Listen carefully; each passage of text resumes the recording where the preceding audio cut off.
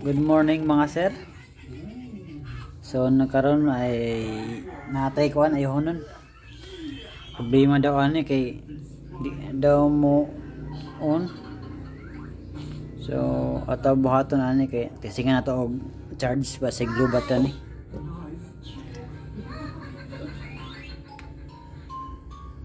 Basig na dirigen na siya.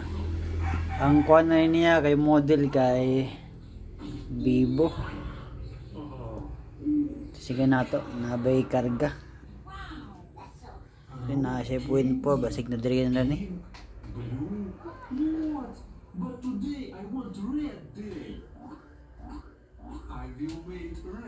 Ano siya, so ato sa observeran. Pila ka minutes. Sige na to, og on. Nawagtang na po. Wagtang. Sa observeran og charge basig na dirin. So ato gamit kay kuan product schematic pang diagnose.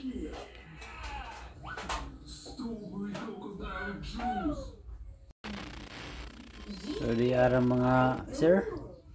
So ganiha kay 0.4 ni saka sa 0.8 antod nga ni 1.0 tapos 1.5. So ano na siya, basig lubat na siya mga sir. Problema daw ani niya kay di daw mo on. Tagad charge ni sir. So gamit na tagon product schematic. So 1.5 na siya.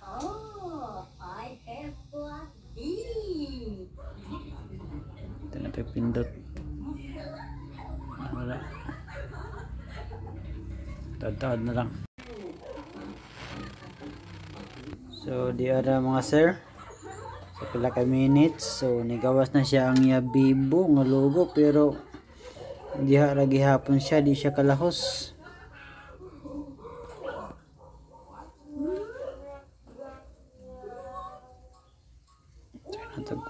Long please be.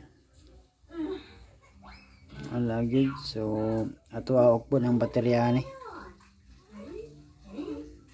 Di ara siya kutob, di siya kalahos.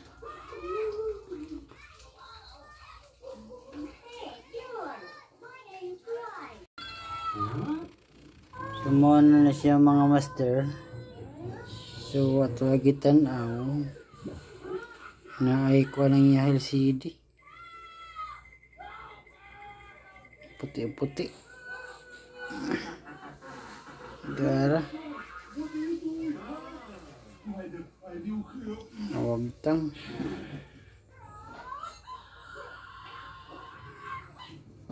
So, akon kitan aw mga master nga board na agoy kuan basa. Aray.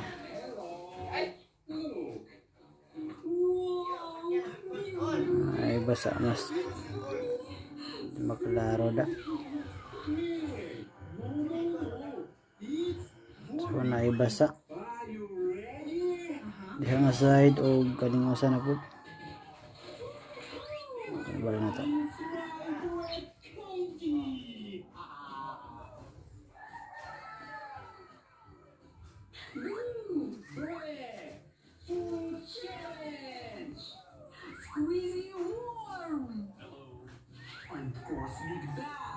Ano sa nato sa tapita.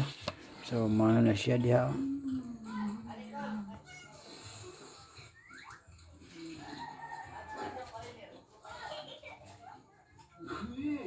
Kada nga side mga master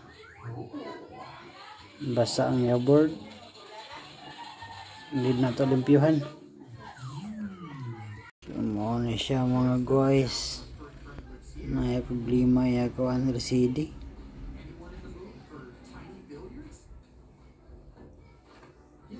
Nay puti.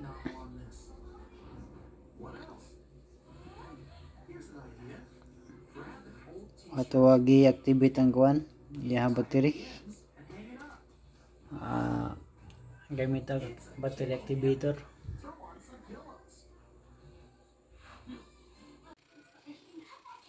So okay na mga sir.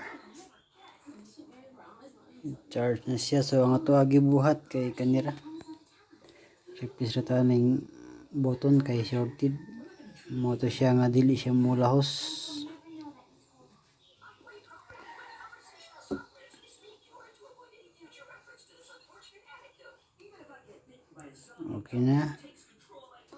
Okay na mga sir.